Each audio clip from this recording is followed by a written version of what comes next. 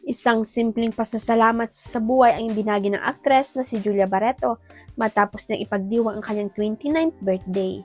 Sa kanyang Instagram account, nagpost si Julia ng ilang larawan mula sa intimate birthday dinner na dinalawa ng kanyang mga malalapit na kaibigan at pamilya. Makikita sa mga larawan ng aktres na nakangiti habang nakaupo sa isang eleganteng hapagkainan at may hawak na baso ng wine. Kasabay nito, nag-iwan siya ng maikling mensahe kung saan ipinahayag niya ang kanyang taus-pusong pasasalamat sa mga biyayang natatanggap niya sa buhay. So grateful for this life, for family and friends. Thank you, Lord. Ani Julia sa kanyang post. Agad namang bumuhos ang pagbati mula sa kanyang mga tagahanga at ilang kapwa-artista na nakiselebrate sa special na araw ng aktres. Nanganak na si Loisa Andalio sa panganay nila ni Ronnie Alonte.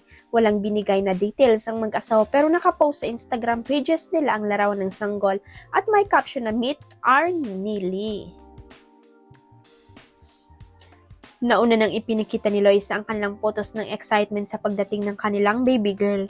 Buntis na si Loisa nang ikasal sila noong November 27, 2025. Pero bago lumubo ang tiyan ni Loisa, ay nakatapos siya ng isang pelikula, ang Midnight Girls, na kinunan ang mga eksena sa Nagoya, Japan.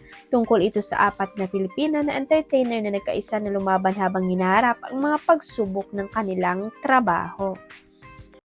Huwag kalimutan ang subscribe button at i-ring ang notification bell para sa latest chika updates.